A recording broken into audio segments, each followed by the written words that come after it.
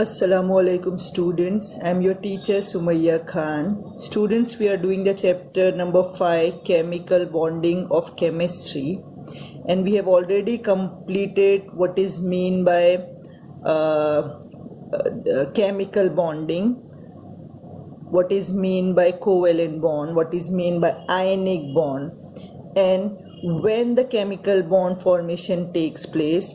We have learned that whenever there is ionic and covalent bond formation, most of the time the atoms that are involved in the formation of bond resulting in the formation of molecules or compounds attains the electronic configuration which is similar to the electronic configuration of the nearest noble gas.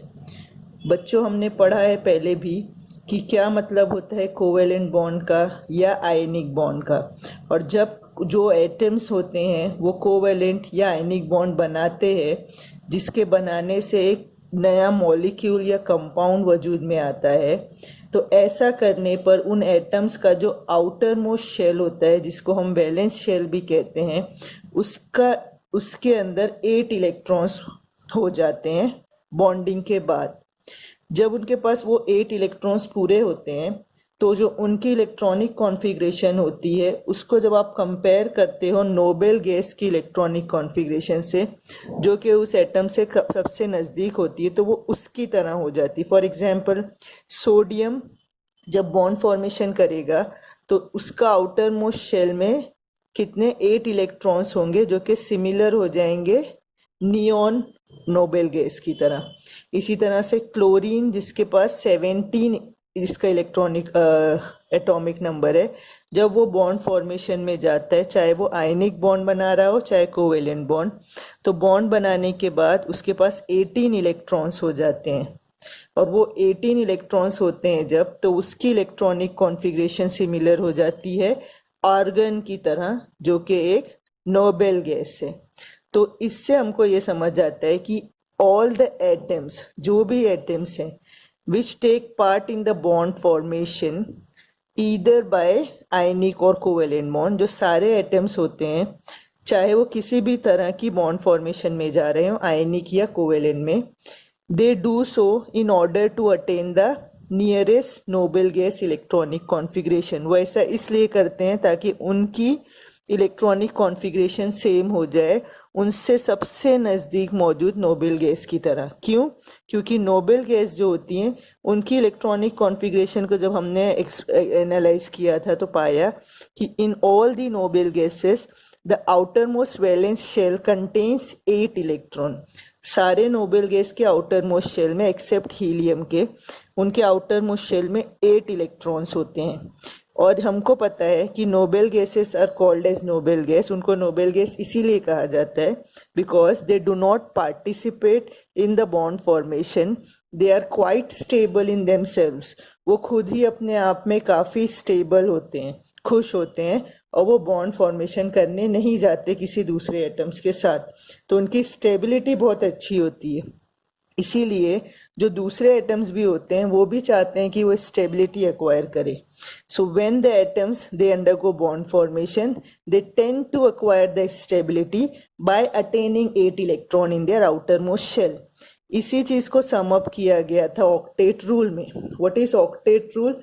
Octet rule states that during the formation of any chemical bond, an atom may lose, may gain, or share electron in order to acquire the 8 electrons in its valence shell.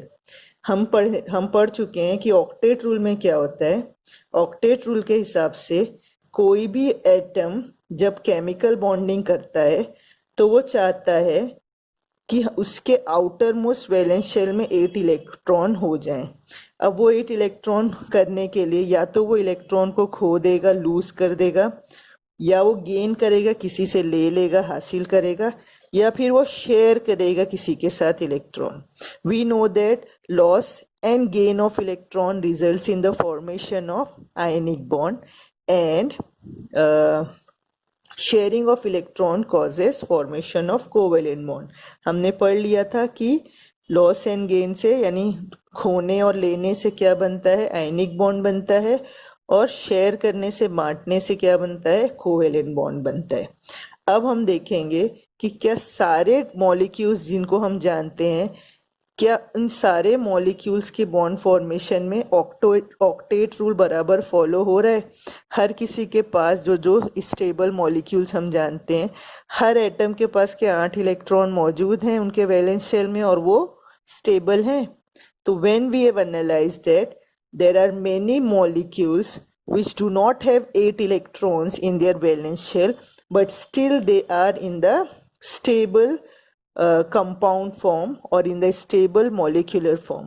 ऐसे बहुत सारे molecules होते हैं जिसमें हमने पाया है कि उनके वैलेंस शेल में 8 इलेक्ट्रॉन नहीं है, उसके बावजूद वो कंपाउंड और वो मॉलिक्यूल एक स्टेबल कंपाउंड है या मॉलिक्यूल है। Now that can be regarded as limitation of octet rule. In octet rule, we always assume that the valence shell has acquired 8 electrons. But this is the limitation. ये कमी है octet rule की. The octet rule cannot explain why there are such molecules and compounds which do not have 8 electrons in their valence shell, but still they are quite stable. Now let's see these limitations. Now let's see the three major limitations of octet rule. The three main limitations of octet rule are explanation of incomplete octet, expanded octet and odd electrons. It means that there are some molecules in which we find that the octet of the either one of the atom is not complete, it is having less than 8 electron. There are some molecules in which it may have more than 8 electrons, and there are some molecules which contains odd number of electrons in the valence shell. Now let's see them one by one. First let's see what is mean by incomplete octet. Incomplete octet rule, octet means what? There are some molecules in which we find that a central atom is there in a molecule which has less than 8 electrons. So you should know that this is known as incomplete octet, that molecules which contain less than 8 electron in the valence shell. Let's take the example of lithium chloride. Lithium chloride is the molecule of lithium and chlorine. This is the molecular formula. So if you want to write the Lewis structure of this lithium chloride, we know that the lithium's atomic number is 3 and chlorine's atomic number is 17. So lithium has 1s2 and 2s 1 electron. And for chlorine we know that it is 1s2, 2s2, 2p6, 3s2, 3p5. This is the valence shell for lithium because it is the outermost shell and it contains 1 electron. The third shell is the valence shell of chlorine and it contains 7 electron. So lithium, if you want to write the Lewis structure, we know that lithium shares its 1 electron with the 1 unpaired electron of chlorine. Chlorine has 7, 1, 2, 3, 4, 5, 6 and this one is 7. So lithium and chlorine forms covalent bond with each other by sharing a pair of electron. Okay. So in this case what happens, the lithium will have only 2 electron in its valence shell and chlorine will have the complete octet, it will have the 8 electron. तो इस तरह से आप देख रहे हो कि lithium का octet is incomplete but still lithium chloride is one stable molecule. Let's take one more example. Let's take boron trifluoride BF3. Okay, in BF3 boron's electronic configuration is, boron's atomic number is 5 and its configuration is 1s2, 2s2 and 2p1. Okay, fluorine's atomic number is 9 and its configuration is 1s2, 2s2, 2p5. We can see here that boron has 3 electron in its valence shell and fluorine has 7 electron. So how do we write the structure of a Lewis structure? We write the symbol of boron and we write its valence electron. So according to Lewis, the symbol of an atom represents the kernel. Okay, so boron is represented by B, and these are the 3 valence electron of boron. It undergoes bond formation with fluorine, covalent bond formation with fluorine. Fluorine has 7 electron. So fluorine 1, 2, 3, 4, 5, 6 and 7. In the same way, fluorine 1, 2, 3, 4, 5, 6 and 7. Fluorine 1, 2, 3, 4, 5, 6 and 7. You can see that valence shell of fluorine contains 8 electron. All the fluorine has 8 electron in its valence shell, but how many electrons are there in the valence shell of boron? Only 6 electrons are there. So BF3 is a stable molecule, but still the central atom of BF3, which is boron, contains less than 8 electron, that is 6 electron in its valence shell. And we cannot explain the stability of this molecule with the help of octet rule. Now let's see the second limitation. In second limitation, we found that expanded octet is the second limitation. What is meant by expanded octet? It means that there are some molecules in which there is an atom which contains more than 8 electrons in its valence shell. Now let's take the example of PCl5, that is phosphorus pentachloride. Phosphorus contains configuration of phosphorus. Let's write it first.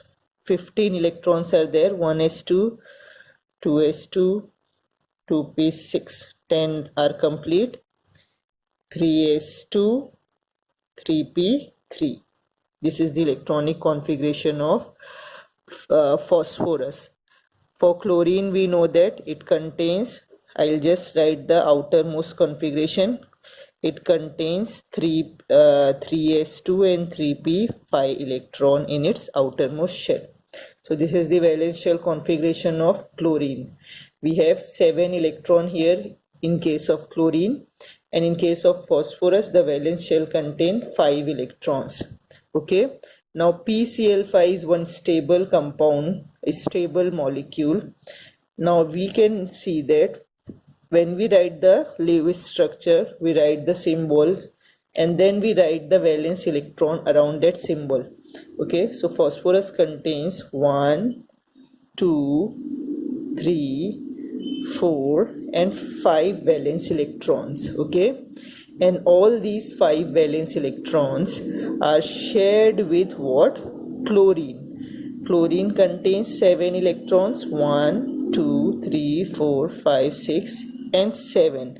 This 7th unpaired electron is shared with this unpaired electron of the phosphorus. In the same way, we'll find that there are 5 bonds between 5 chlorine atom and a phosphorus atom. Okay, like this.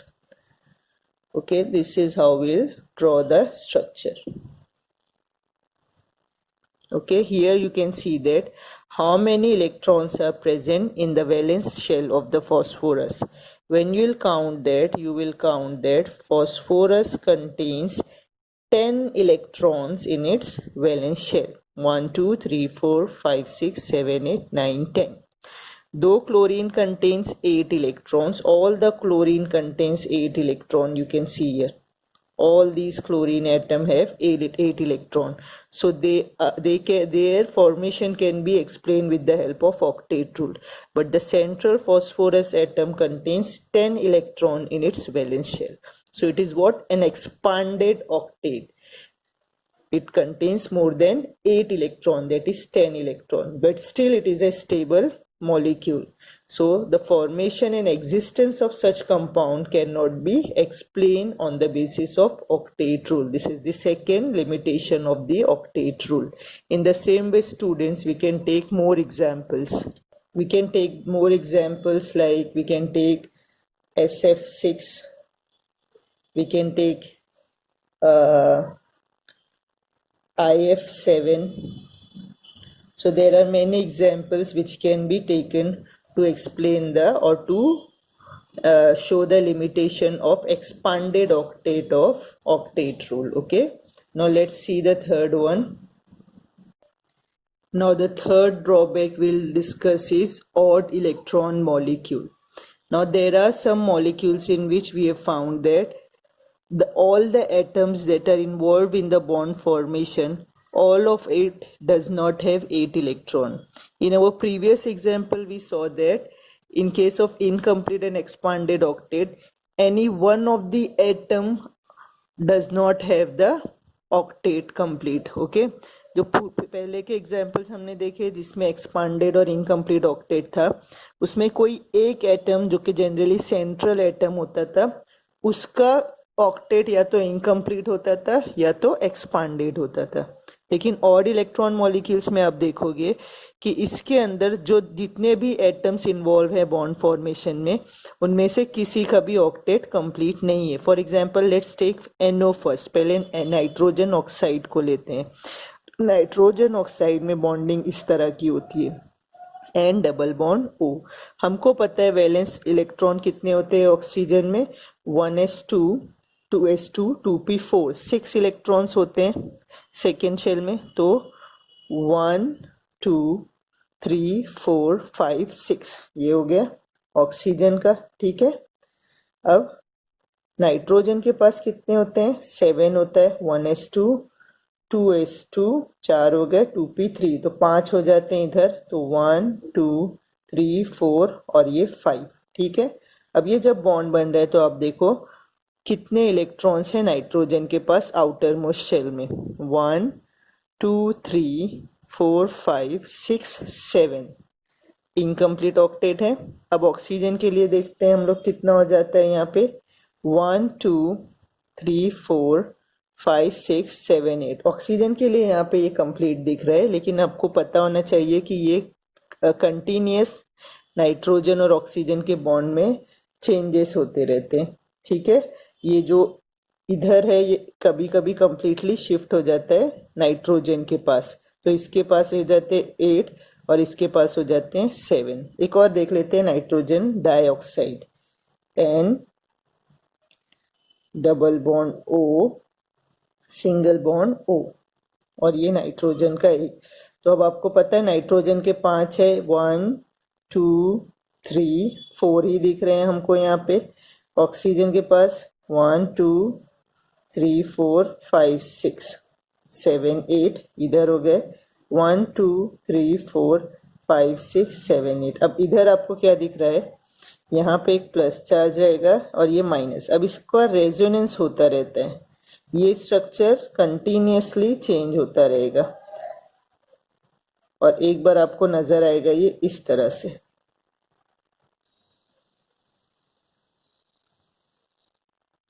इसमें आप देखोगे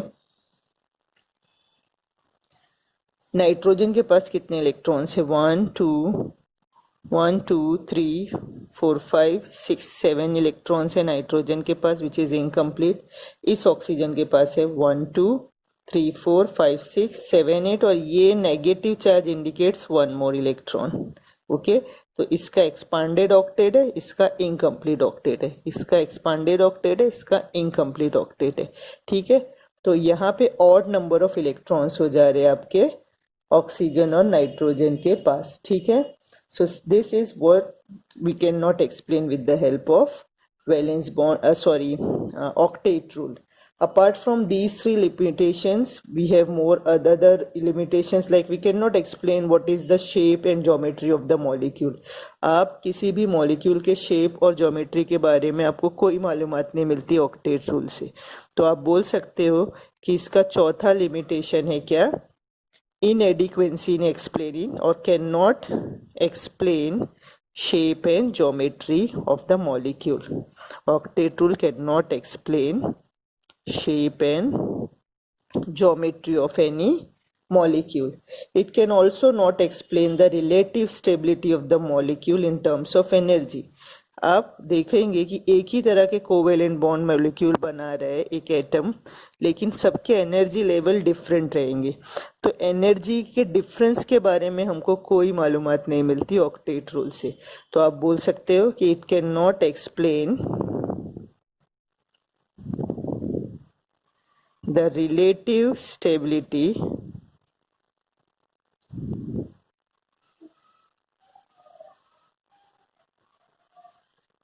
of the molecule in terms of energies. ठीक है. So these are what some limitation of your octet rule. Look, we have discussed limitation in detail. It does not mean that octet rule is useless. We have seen that octet rule is very useful in explaining the normal valency of any molecule or any atom. किसी भी atom की normal valency हम लोग जब देखते हैं तो it can be easily satisfied with the by taking into consideration octet rule. हमको ऑक्टेट रूल की मदद से समझ में आ जाता है कि कोई भी एटम एक बॉन्ड, दो बॉन्ड, आयनिक बॉन्ड या कोवेलेंट बॉन्ड क्यों बना रहे हैं. बहुत सारे मॉलिक्यूल्स को हम लोग इस तरह से समझ सकते हैं, लेकिन ये जो चीज़ें हैं कुछ मॉलिक्यूल्स की हमको नहीं समझ आती, तो ऑक्टेट रूल की मदद से हम इन्हें नहीं समझ सकते. तो every rule and every theory, such theory, octet rule is a theory, may have some benefits as well as some drawbacks. Okay, so those were the benefits which we have discussed in our previous lecture, and these are the limitations. Okay, तो आज हम लोगों ने किया है students क्या, what is octet rule, what are the limitations of octet rule. We have discussed it in detail with the help of some examples. Okay, so let's finish our lecture today until we meet in our next lecture. Allah Hafiz.